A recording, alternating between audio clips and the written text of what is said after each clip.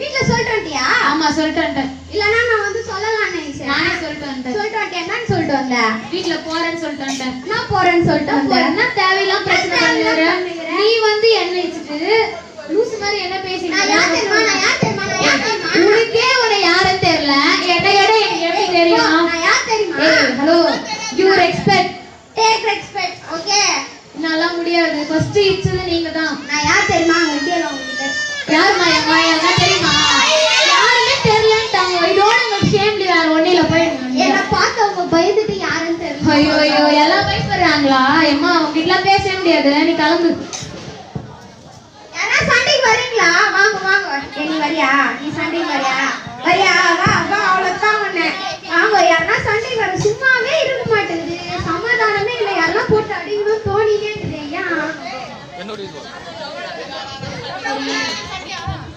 Uncle நீங்க சண்டைக்கு வரீங்களா? சொல்லுங்க அங்கிள் வரீங்களா?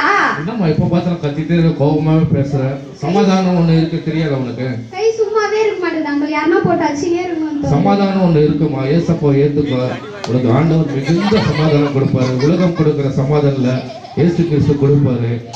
பரலோகத்தில் மிகவும் சமயமா இருக்கிறது. நீ காலத்தில் பிரயோஜனப்படுத்திக் கொள்ள மனம் திரும்புமா, சமாதானத்தை பெற்றுக்கொள். இது மாதிரி இந்த உலகமான காரியத்துக்கெல்லாம் நீ கோவப்படாதம்மா. ஏசப்பகிட்ட வந்து அவனுக்கு எல்லாமே கொடுப்பாருமா. நித்திய ஜீவன் கொடுப்பாருமா. நீ முழங்கால் படியிட்டு நீ அவர்கிட்ட ஜெபம் பண்ணுமா, மன்னிப்பாரு. ஐயோ நான் இத்தனை நாள் உலகத்தின் சந்தோஷம் தான் என் சந்தோஷம் நினைச்சேன். நான் பண்ண மாதிரி நீங்க யாருமே பண்ணாத. ஏசப்பா ஒரு வசனம் சொல்கிறாரு, உங்களுக்கு சமாதானத்தை வைத்து போகிறேன், உலகம் கொடுக்கிற பிரகாரம் அல்ல, உன் இருதயம் கலங்காமலும் பயப்படாமலும் இருப்பதாக அப்படின்னு சொல்லுகிறாங்க. இதுக்கு மேல நானும் கம்முன்னு இருப்பேன். சாந்தம் நீடிய பொறுமை என்ற 2 நறுமண பூக்களும் நம்ம இருதயில பூத்துச்சேன்னா நம்மளும் நறுமணமா இருப்போம். அவ்வளவுதாங்க. கூட தெரிஞ்சுக்குங்க. 9 கனிகள் இருக்கு. கலாத்தியர்ல ஆண்டவர் சொல்லுகிறாரு 9 கனிகள் கேள்விப்பட்ட மாதிரியே இருக்கேன். ஆனா இந்த ஆள் தானே என்ன சண்டை இஷ்டம். இங்க நான் 4 பேர் எதிரில் நல்லவங்க நினைச்சுங்கிறான். நான் எதனா பண்ணணுமே. பேசாம கல் எடுத்து வச்சிடலாமா?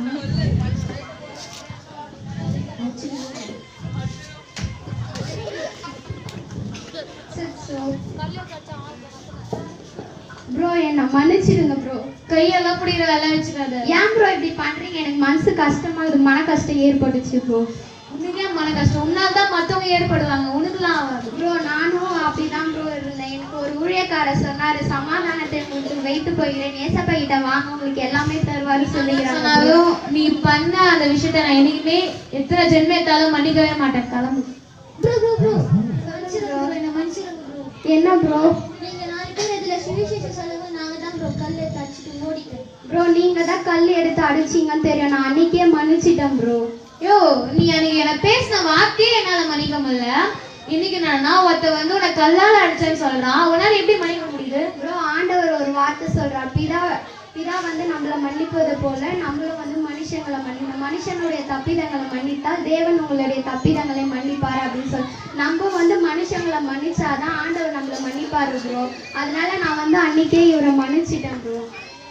சரிங்க ப்ரோ. நாங்களே இனிமேட்டு பண்ண தெரிஞ்சிடும். சரிங்களா ப்ரோ?